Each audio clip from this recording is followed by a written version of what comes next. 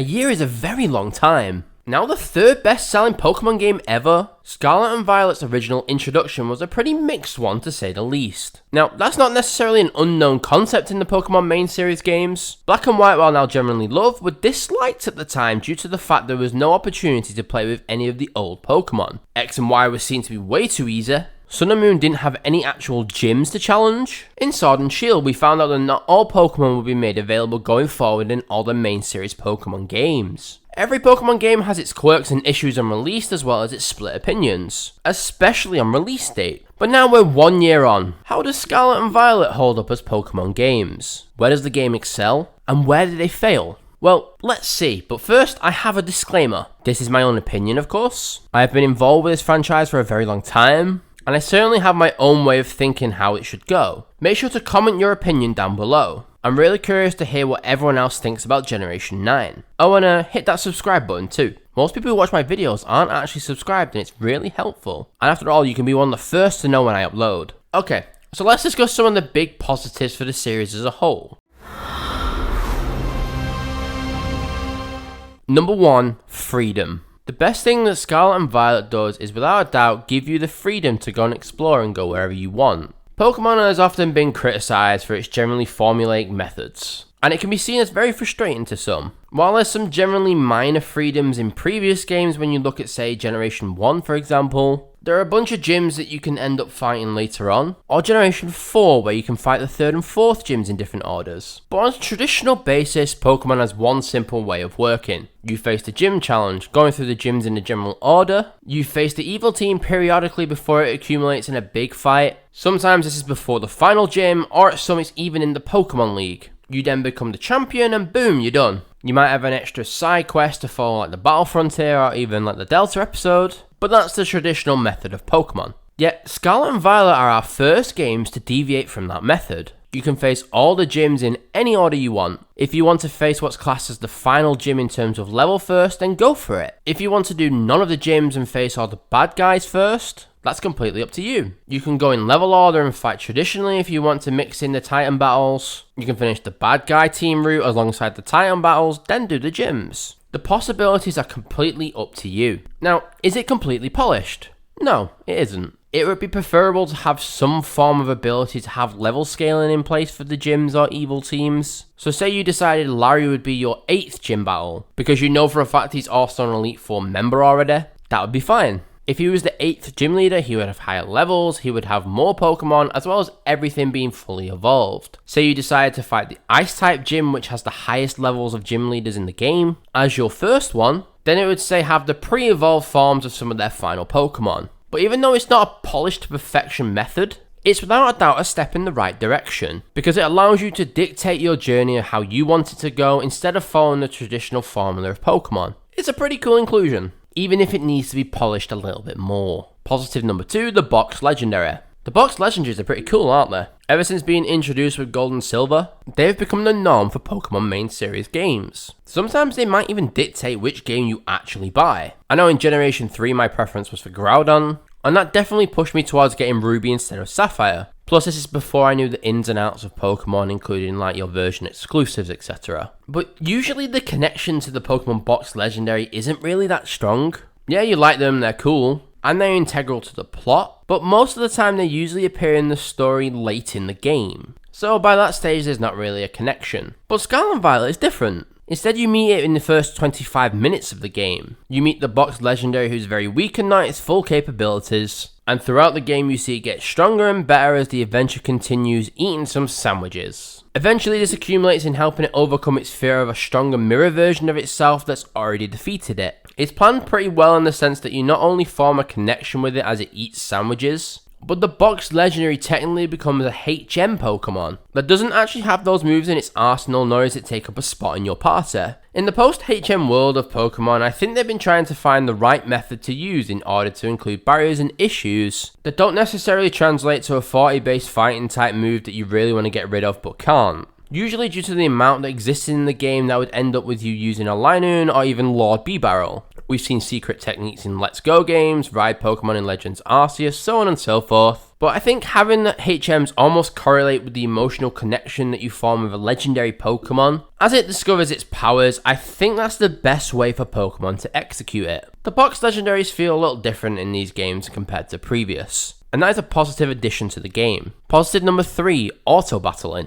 Now, don't get me wrong, I'm someone who doesn't shy away from the big grind of Pokemon. Even early on in the series, I remember spending hours fighting Mankeys in Generation 3 on the route towards the Pokemon League, for a good 3 or 4 hours to boost effort values of my Pokemon to have a strong based attack. The issue for me as I've got older, however, is that I've started to struggle for time to use any sort of grinding method like that. And sometimes when I get the chance to explore the world a bit more, that's what I'll do first. But I still need to train them. And that's where the auto-battling comes in. The simple method of just pressing a button to send out Pokemon to battle, just to gain experience, is an incredibly helpful thing in the game. I can explore and find items while not having to commit to the idea that I need to go into a Pokemon battle, beat the Pokemon, then exit the screen and repeat. Like with the freedom of the game, is this a complete feature? Sadly, no. You don't gain effort values from this method, and the experience points you earn from this are actually lower than if you went into the battle itself. But the idea is correct. The ability to quit battle while you're exploring makes it so much easier and helpful, especially when training a lot of Pokemon. Turn-based battles are Pokemon's thing, of course. That is the method it uses, and it's not going to go to freestyling. At least I don't think so for the main series of games. But sometimes in game, it's not the optimal way to play. And it's nice to have an alternate method of gaining experience in Pokemon while not having to commit to one particular route and running back and forth to beat Pokemon. There's a long way to go, of course, but it's a positive to have a new method of leveling up without having to commit to traditional methods of training. Hopefully this is something that's expanded upon and used more in the future, because this is definitely one of the best additions they've had in the series for a while. Okay, so that's the positives out of the way. Now it's time to get on what everyone's been waiting for, and that's the negatives of Pokemon Scarlet and Violet. But before that, if you're enjoying this video, make sure to hit those like and subscribe buttons. I can't explain how helpful they are to telling me how much people are enjoying the content. Okay, negative number 1, performance and graphical issues. So when I first spoke about Pokemon Scarlet and Violet, one of my main takeaways was the concept of freedom of the game versus the performance and graphical issues the game has.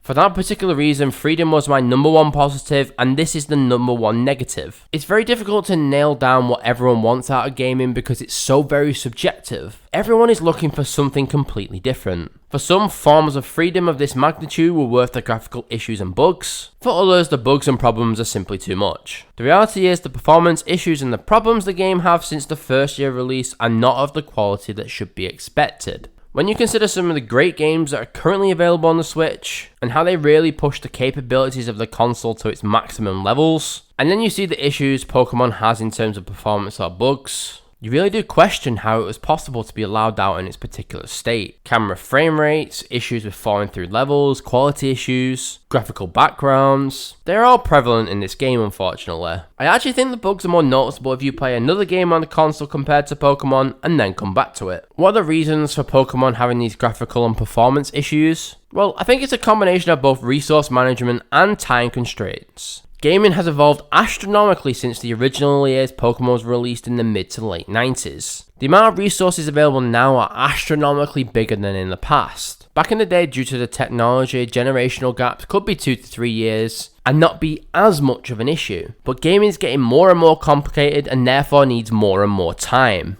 We're currently at the stage where games are being released and then fixed on day 1, or potentially fixed a few months down the line. And while I'm not really expecting gaming to be perfect, I think the minimum we can expect is the majority of the issues are sorted in your alpha or beta stage. More time and more resource management, and maybe the issues that are coming with performance wouldn't be as prevalent as now. Negative number 2, the postgame.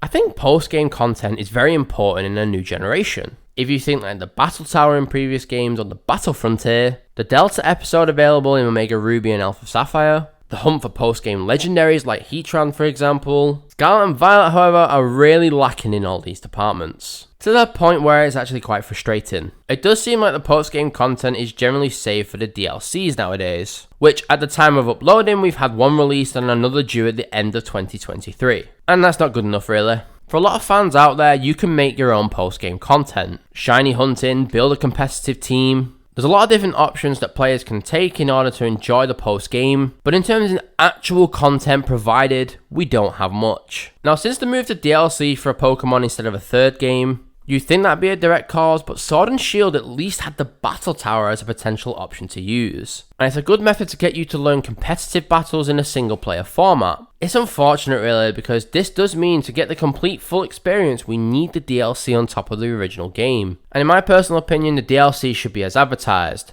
an expansion on the series, not completing the actual game. It's a shame really, because Pokemon really shines in post-game content, whereas now we're just waiting for DLCs. So, 1 year on, how does Scarlet and Violet actually fare? Well, interestingly enough, it depends on where you want to look, and what you want out of the game. I'm not going to sit here and say it's a genuine masterpiece that's changed the franchise forever, but at the same time, I'm not going to say the game is utterly terrible and should have never been released because of the bugs, though that would make a pretty good YouTube title. I'll take note of that from the thumbnail. Pokemon is incredibly subjective, especially when you consider how varied the fanbase is now in terms of age. I know without a doubt, some of my opinions will be completely disagreed with. Similar to how you watching might have a lot of opinions on Pokemon that a lot of other people don't agree with. It's only natural. I will say Pokemon in general suffers every generation with a general outcry against the newest release. It's happened for nearly every single one that I can remember over the past decade plus. As I've already mentioned, Black and White were hated by a lot of people on first release. The inability to not play with older Pokemon really rubbed a lot of people the wrong way. And I guarantee you at some point I have been guilty of this as well. But for some it's a breath of fresh air and a big change that they have embraced. A lot of people have lightened up over the years to Generation 5, now at the point where people want a remake of it or a Legends game for that region. And it's not just Black and White, it's all of them. The discourse is strong in Pokemon releases. To me, as I've said before, this generation comes down to what I said in my previous video. It really is performance versus freedom. The freedom aspect is something that people have wanted for a long time. While it's not perfect, a level scaling system would truly open up its potential to a maximum degree. The ability to go and do as you please and form your own journey without a linear format gives you the opportunity to make the journey your journey. Yep, the performance issues can really take you out of the moment at times. The graphical capabilities of the Switch are definitely better than what's portrayed in the game. It really should be at a much higher level, especially with the capabilities that Pokemon has. It's worth billions upon billions after all. Is the freedom you get worth overlooking the graphical and performance issues? Or are the graphical and performance issues too much for you to accept if the game's worth the improvements added? For myself, I've seen a few interesting comments on multiple websites that have compared Scarlet and Violet to being like a beta game. While I wouldn't fully agree that that's the case, I feel like the changes implemented are almost like a beta to see where we're going next with the franchise. Is the linear route where we want to go, or are we wanting a complete modern freedom route of going and doing as you please? I'd definitely say maybe it's the beta to the potential future of the franchise. With another DLC coming up and over 23 million copies sold, it makes it the third best selling Pokemon games of all time. Scarlet and Violet I think shows us the potential of the franchise going forward. Whether that's better or for worse, that's up for you to think. Thanks for watching everyone. I want to throw it over to my comments section. What is your opinion on Scarlet and Violet now compared to your opinion on the games when they first came out? Has your opinion changed? Has it stayed the same? Do you think it's good? Do you think it's bad? I would love to hear what you guys think, and the feedback I get on these videos are incredibly helpful. Make sure to hit that like and subscribe button as it really helps out the channel. See you guys.